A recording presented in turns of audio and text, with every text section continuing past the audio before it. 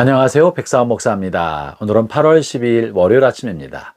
오늘도 변함없이 하나님의 말씀과 함께 하루를 살아가는 여러분 모두에게 크신 하나님의 넘치는 은혜가 하루 종일 함께 하시기를 바랍니다. 지난 한 주간에는 제가 휴가를 보냈습니다. 그래서 생명의 삶 말씀으로 녹화된 그 말씀으로 한 주간 방송을 보내었습니다. 다시 이제 오늘은 매일 성경으로 돌아와서 매일 성경 예레미야서를 계속해 나가겠습니다. 오늘 하나님의 말씀은 예레미야서 49장 7절부터 22절까지의 말씀인데요. 오늘 본문의 말씀은 에돔 족속에 관한 하나님의 심판과 심판에 관한 경고를 다루고 있습니다. 특별히 오늘 에돔 족속이 어떤 족속인지에 관해서 16절 말씀이 명확하게 그들에 관한 표현을 해주고 있는데요. 16절 말씀을 제가 읽어보죠. 바위틈에 살며 산꼭대기를 점령한 자여, 스스로 두려운 자인 줄로 여김과 내 마음의 교만이 너를 속였도다.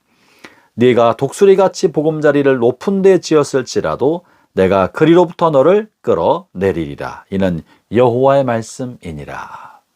에돔 족속은 당시에 요르단 남부에 있는 페트라라고 하는 붉은 바위로 이루어진 지역에 살고 있었습니다. 에돔 족속의 그 뜻이 에돔이 붉다란 뜻인데 그들이 거주했던 땅도 붉은 사암으로 이루어진 그 지역에 살고 있었습니다. 이 페트라라는 이 지역은 아주 협곡인 폭이 한 2m요, 높이가 한 200m에 이르는 엄청난 협곡, 그러니까 바위 틈이죠. 이것이 1.2km 정도 길게 이어져 있는 그 속에 도시를 만들어서 살고 있었던 종족이었습니다. 이 바위 틈 속에 살고 있는 이들을 쳐들어가기가 대단히 어려웠습니다.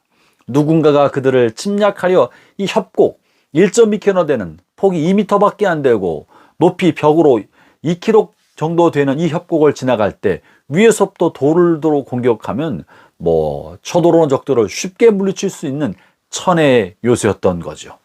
그래서 이들이 이런 천의 요새에 살고 있었기 때문에 유다를 정복했던 바벨론의 느부갓네살도 이 에돔 족속은 정복하지 못했던 것입니다. 그래서 바위틈에 살면서 이 협곡 높은 곳에 거했던 그들은 스스로 마음이 교만해졌던 겁니다. 아무도 우리를 감당할 수 없다, 우리가 천하제일이다 생각하면서 마음이 교만해져 있었기 때문에 이 교만으로 인하여 자신의 형제였죠, 이스라엘 백성을 향해서도 교만한 마음으로 함부로 되었습니다.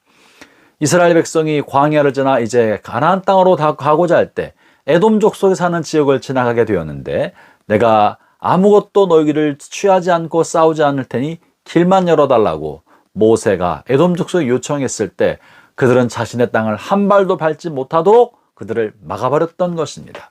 이처럼 냉정하고 몰인정하며 교만했던 에돔 족속, 하나님이 이들에 관하여 심판을 야기하고 계십니다.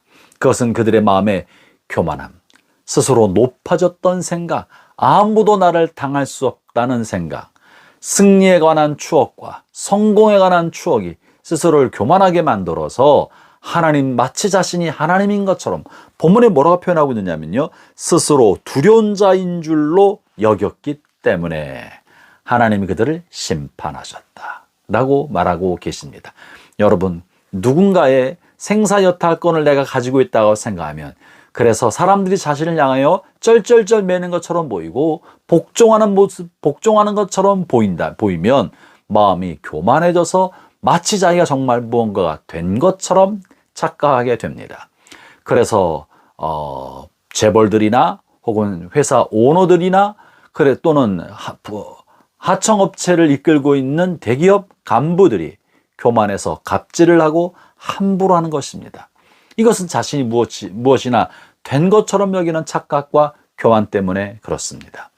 또 한 가지, 에돔 족속의 교만이 또 한 가지 뿌리는 에서의 손자인 대만 사람들이 오랫동안 그들은 지혜로운 백성이라고 알려져 있었습니다. 욥기에도 대만 사람이 욥의 고난을 보면서 해석해주고 충고를 해주는 장면이 나와 있는데요. 오늘 본문 7절에 보면 이런 표현이 있습니다. 에돔에 대한 말씀이라 만군의 여호와께서 이와 같이 말씀하시되 대만에 다시는 지혜가 없게 되었느냐? 명철한 자에게 책략이 끊어졌느냐? 그들의 지혜가 없어졌느냐? 하면서 대만 사람이 갖고 있는 지혜가 사라졌냐? 하면서 그들이 지혜를 자랑하고 있다는 사실을 말해주고 있습니다. 여러분, 사람이란 존재가 뭐라도 조금이라도 남보다 많은 것을, 더 나은 것을 가지고 있으면 그것 때문에 우쭐합니다. 자기가 똑똑하다고 생각하고 조금 더 배웠다고 생각하고 자기가 말빨이 좋다고 생각하고 자기가 또 돈을 좀 더 받았다고 생각하고 뭐라도 나은 게 있으면 그것이 스스로를 우쭐하게 만들어서 그 우쭐함이 교만이 되고 그것이 하나님을 대적하고 스스로 높여서 마침내 하나님의 준엄한 심판 가운데 떨어지게 만드는 것입니다. 형제자매 여러분, 여러분의 삶의 자리가 어떠하든지 간에 하나님이 여러분을 페트로와 같은 천의 요셉 가운데 두셨다 한다면 이것을 주신 분은 하나님이신 줄 알고 하나님께 감사하고 겸손하게 살아야 합니다. 여러분 안에 지혜가 있고 배운 것이 있고 학식이 있다면 그것을 주신 분도 하나님이신 줄 알고 겸손한 마음으로 내게 이와 같은 것을 허락하신 하나님의 영광을 위하여 어떻게 내가 쓰임받을 수 있을지 겸손히 하나님께 묻고 하나님의 은혜를 구해야 합니다. 그러지 않으면 그저 쥐꼬리만큼 가진 그것 때문에 우쭐해서 마침내 교만의 나락으로 떨어지고 하나님의 심판을 받게 될 것입니다.